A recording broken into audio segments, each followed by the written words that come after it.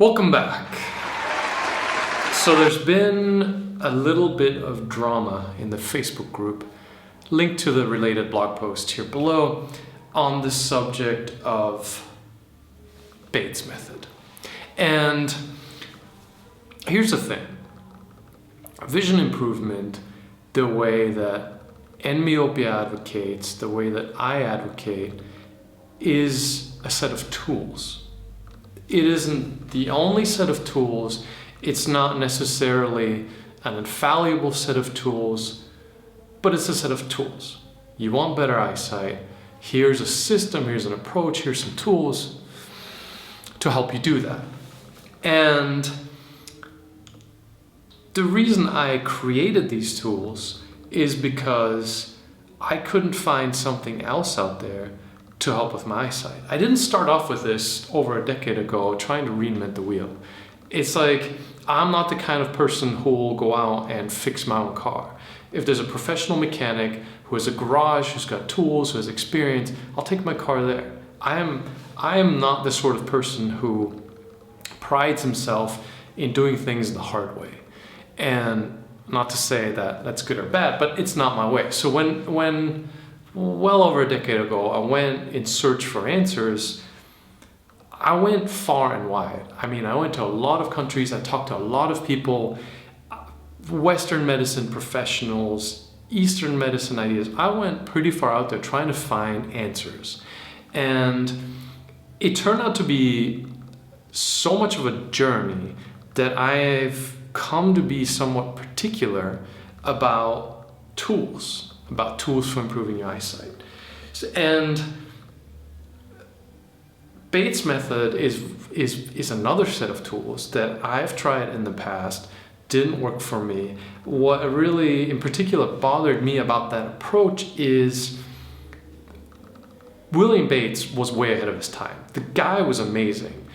100 years ago, when we didn't know hardly anything about eyes, when vision biology was before its infancy, I mean, we had no idea what we were doing. The guy had hunches that were excellent.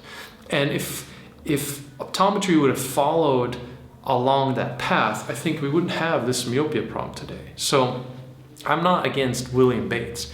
I think that the things that are today marketed as Bates' method have nothing to do with the man. Okay, in part have nothing to do with the man, in part do, and the things that do have to do with Bates are things that are 100 years old, that relate to myopia that's not the moderate to high myopia that we have today, so it wasn't lens-induced largely back then, and isn't dealing with the lifestyle issues that's causing today's progressive myopia. So using 100-year-old ideas that were based on hunches, not on science, that apply to a totally different set of circumstances just don't make any sense today, to me, as a set of tools. And because you can't scientifically validate, because I'm not the only one who's been through this journey, right? Like I created this set of tools for myself, and then I let friends borrow these tools, if we're going to keep using this analogy.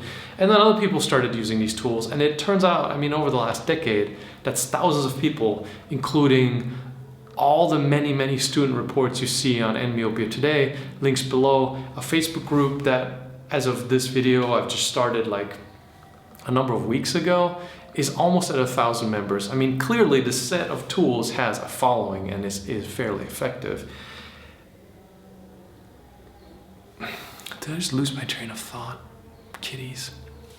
So,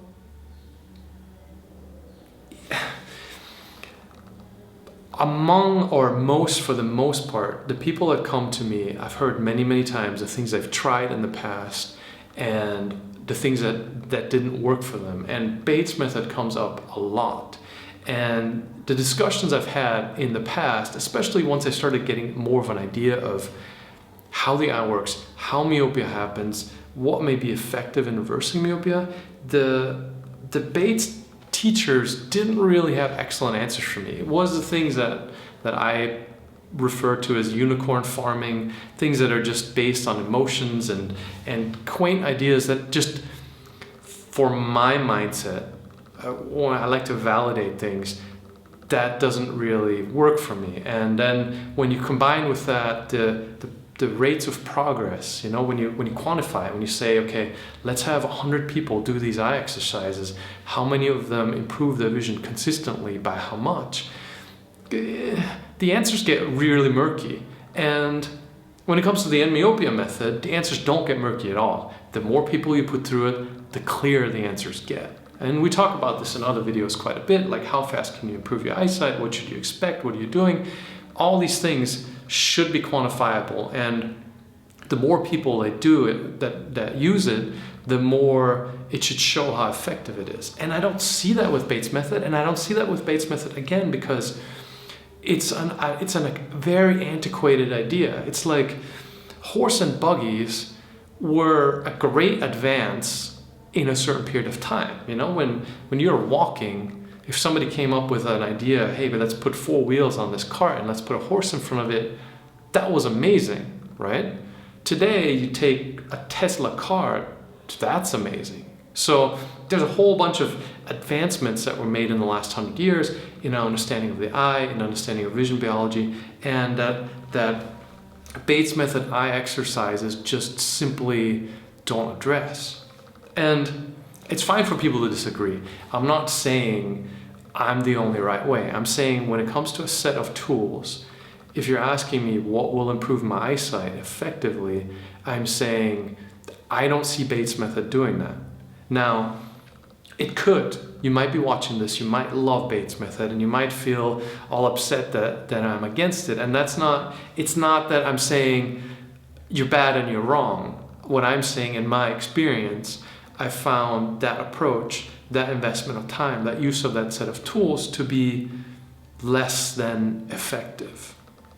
And I'm not really looking to make it a personal thing. I'm not looking to attack any individuals. I'm not looking to make this about beliefs or dogma or being stuck with one idea. I'm saying pragmatically, if you want to improve your eyesight, look at what is being suggested, for what reason, like what cause is being addressed by this activity or this exercise or whatever it is. How do you scientifically validate it, and then how effective is that approach? Like, how long will it take for you to improve how much, and will that improvement be a lasting improvement, and can you take that improvement all the way back to not needing to wear any glasses? And that's why I'm frustrated with it, because people, especially in Bates' method, they make it sound like this is the way and it's the only way and this is very effective and you have to believe it, and then it tends to not be very effective, and then people give up and assume they can't fix their eyesight. So I tend to get partial because I don't do well with pseudoscience. I don't do well with non-science. I don't do well with old-timey things that don't validate well, right? Which doesn't make me right. I could be wrong. Like, there are mystical things that work and we can't explain them with science. Perfectly okay. But as we have to say, hey, this is what works most effectively, and me saying, hey, I'm your whatever eye guru, playfully speaking, I'm saying don't do Bates' method first, right? Or do Bates' method first, realize that you want to log, that you want to look at your improvements, that you want to see, can you integrate this with your everyday lifestyle, and then come to your own conclusions. But I wouldn't. I mean, it's just something I wouldn't do. Enough said. So, if you like this video, give it a thumbs up. If you hate me and you love Bates, give it a thumbs down. Subscribe to the channel. I'll see you in the next one.